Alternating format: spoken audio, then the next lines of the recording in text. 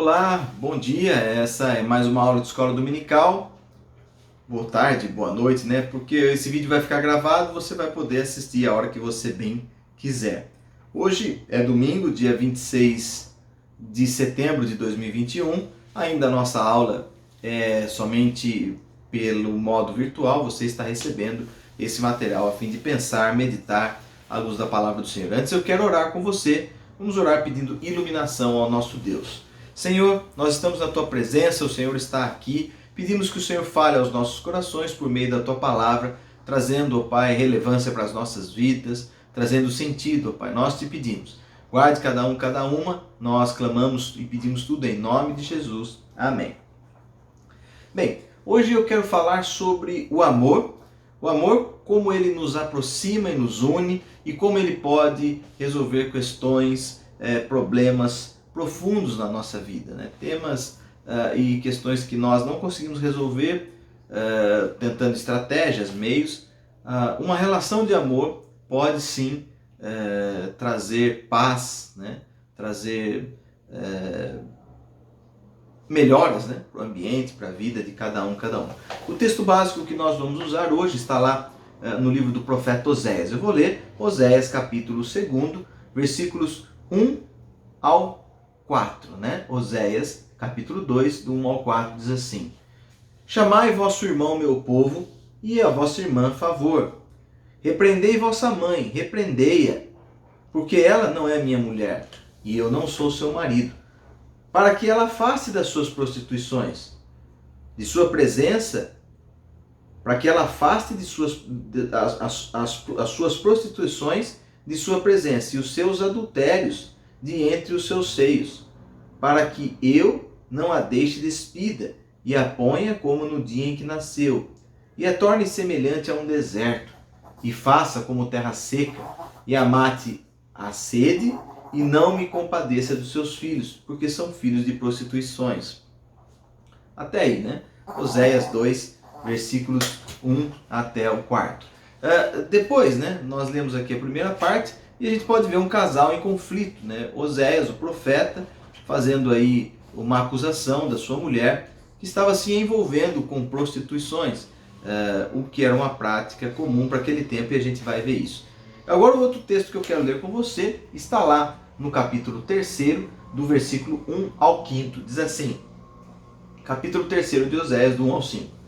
Disse-me o Senhor, vai outra vez, ama a mulher amada do seu amigo e adúltera, como o Senhor ama os filhos de Israel, embora eles olhem para outros deuses e amem bolos de passas. Comprei-a, pois, para mim por 15 peças de prata e 1,5 homem de cevada. E lhe disse, tu esperarás por mim muitos dias, não te prostituirás, nem serás de outro homem. Assim também eu esperei por ti, porque os filhos de Israel ficarão por muitos dias sem rei, sem príncipe, sem sacrifício, sem culpa, sem estolas, sem sacrifício, sem coluna, sem estola sacerdotal ou ídolos do lar. Depois tornarão os filhos de Israel e buscarão ao Senhor seu Deus e a Davi, seu rei, e nos últimos dias, tremendo, se aproximarão do Senhor e da sua bondade. Até aí, né? A gente vai precisar tentar trazer esclarecimento, né? Mas a gente viu que se num primeiro momento o profeta identifica a mulher dele com problemas de adultério, no segundo ele tem ali uma palavra do Senhor para reconsiderar, né? Perdoar, porque assim como a mulher Gomer do profeta Oséias havia se envolvido com prostituições, o povo também havia se prostituído, adorando a outros deuses, e agora Deus oferecia uma segunda chance, uma oportunidade de reconciliação. Vamos pensar no contexto histórico. Oséias e Gomer, eles viveram no século X a.C., tempo da entrada da monarquia na vida do povo de Deus, ou povo de Israel. A monarquia naquele tempo representava muito mais do que um sistema de governo. Era todo um modo de pensar, um modo de viver imposta ao povo. As pessoas deveriam e precisavam aderir àquelas imposições. Imposições essas que também conhecidas por ser os direitos do rei. Dessa maneira, os tais reis, né, os reis de Israel, eles tinham direito de interferir nos setores da vida privada do povo, ou seja, naquelas questões mais íntimas, como o relacionamento entre o homem e a mulher no casamento, relação entre pais e filhos, a família, entre a relação do ser humano com Deus, a religião, tudo isso o rei interferia e determinava.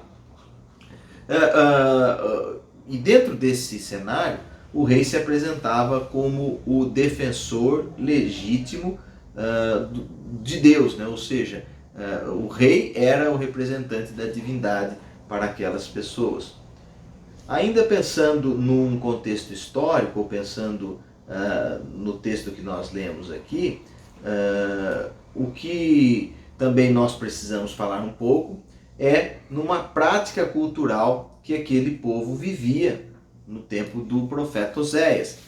O livro do profeta Oséias ele fala muito sobre prostituição, prostituta, adultério, amantes e infidelidade. Essas foram palavras que têm total ligação com o contexto da época em que o livro exerceu a sua mensagem. O povo de Deus, ele exercia um papel de aliança, né? Deus tinha uma aliança com o seu povo. E essa aliança era vista e experimentada assim como um matrimônio, a relação do homem com a mulher. Como uma amizade verdadeira, em que se exige fidelidade mútua e relação de amor. E Baal, a relação com o Deus, ou o ídolo Baal, era visto como o culto da prostituição.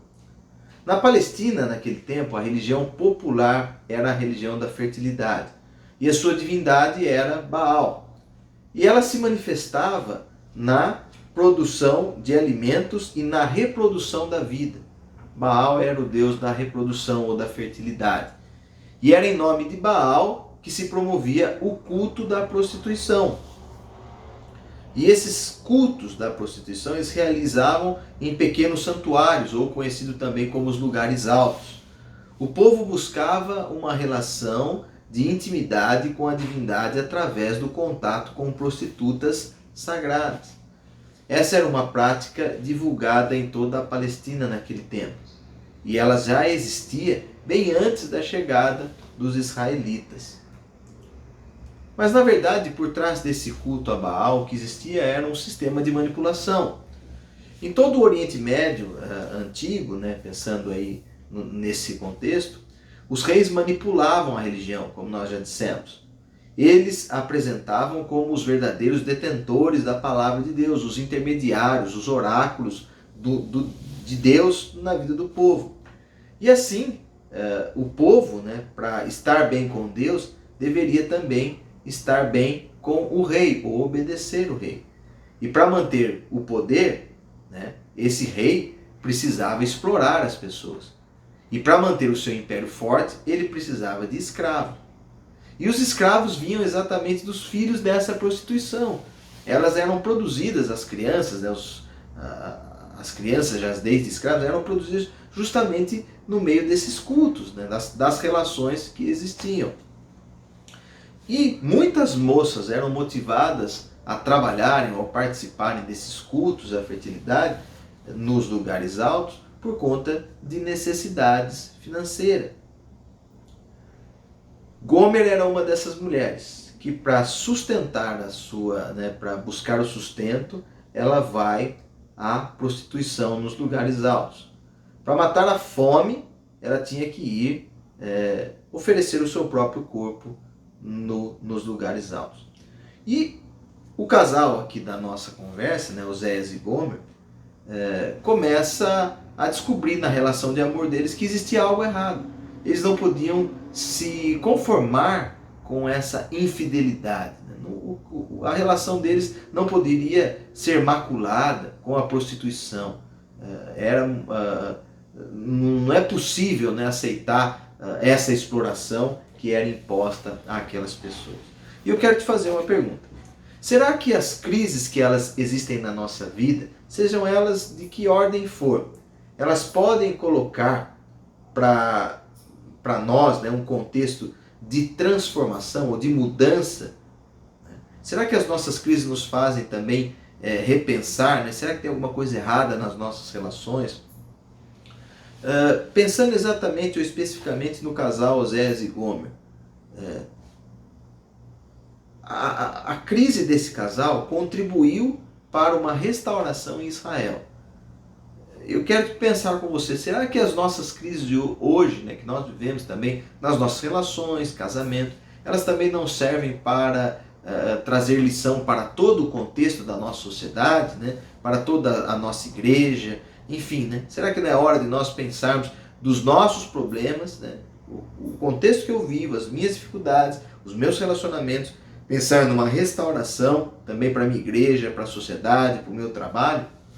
Aí, para você pensar comigo, né? O amor, ele nos aproxima e nos une e é capaz de resolver questões profundas na nossa vida. Primeiro ponto que eu quero destacar: amor verdadeiro não é conivente com falsidade, né? Não tem como, né? Aquele casal percebeu que tinha algo errado. Não dá nas nossas relações para existir falsidade, seja no seu casamento ou se você desenvolve uma relação saudável com alguém. Se você é falso, né? Se você não está sendo fiel ao seu parceiro, à sua parceira, tem algo de errado, né? Não existe nada mais interessante para o casamento, para a vida conjugal, do que você desenvolver a intimidade, né? E para que exista a intimidade no casal, precisa haver a cumplicidade, né? Não pode faltar fidelidade. O casal teve uma crise e nós vimos isso no capítulo 2. Percebe que as coisas estavam erradas ali. Ele fala: repreendei sua mãe,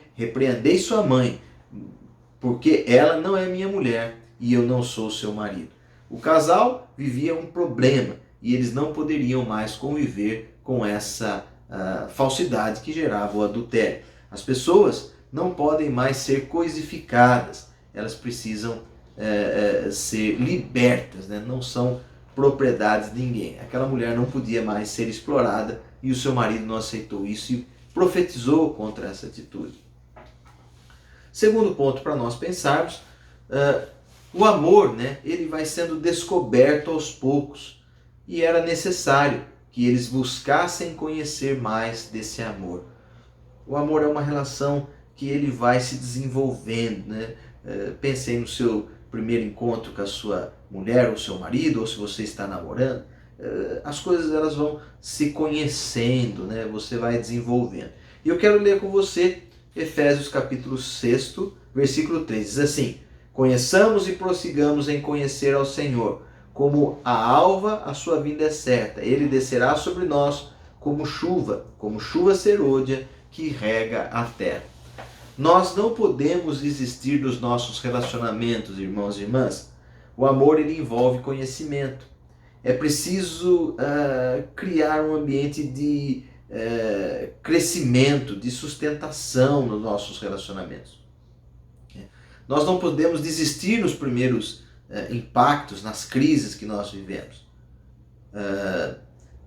É importante que você invista no seu relacionamento, invista no seu casamento, nas suas amizades, né? É importante, porque com o conhecimento você vai aprimorando. Assim também é com Deus. Ao desenvolver, né, a nossa espiritualidade, relacionamento com Deus, nós vamos percebendo e assim como o profeta, de que nosso Deus, ele quer na verdade que possamos ter mais misericórdia, né? Sermos mais cuidadosos uns com os outros, umas com as outras. Eu vou ler com você Efésios 6, ou melhor, Oséias 6,6 diz assim: pois misericórdia quero e não sacrifício, conhecimento de Deus mais do que os holocaustos, né? Tá aí, né? Termos um coração mais sensível e buscarmos mais em Deus. Terceiro e último ponto. O amor perdoa o amor que perdoa e que está sempre disposto a reconciliar. Essa é uma virtude. O amor está sempre pronto a restaurar. Assim também é o nosso Deus para conosco. No seu relacionamento, no seu casamento, na sua amizade, você tem que estar disposto e disposta a perdoar, a reconciliar sempre. Assim como aquele casal que estava numa tremenda crise conjugal, mas que em nome do amor não foram coniventes com a falsidade, eles perceberam que também era preciso existir perdão e reconciliação. Deus também age assim conosco. E eu quero ler com você capítulo 14, versículo 1 e 2 de Oséias. Volta, ó Israel, para o Senhor teu Deus, porque pelos teus pecados estás caídos. Tende convosco palavra de arrependimento e convertei-vos ao Senhor. Dizei-lhe, perdoa toda a iniquidade, aceita o que é bom, em vez de novilhos, os sacrifícios dos vossos lábios. Está aí. Né? O amor está sempre disposto a reconciliar. Mudança de atitude é extremamente importante. Para fechar a nossa aula, nessa conversa, pretensão, acho que aula nós vamos ter como presencial, o amor nos aproxima e nos une, é capaz de resolver questões tão profundas da nossa vida, nos nossos relacionamentos, casamentos. Amor verdadeiro, ele não pode ser conivente com falsidade, com enganação, com adultério, não tem como. Amor que é saudável, ele vai sendo descoberto aos poucos, é necessário buscar conhecer mais desse amor, desenvolver intimidade, né? Conjugar, como diz o verbo, né? Você precisa conjugar com a pessoa que está ao seu lado. O amor perdoa, está sempre disposto para reconciliar. Eu espero que você utilize essas ferramentas do amor para restaurar a tua vida, o teu relacionamento conjugal, amizades, relacionamento na igreja. Que você tenha uma boa semana e até mais tarde, às 19 horas, que nós teremos o culto de adoração a Deus. A paz do Senhor, igreja. Até a próxima ou o próximo encontro.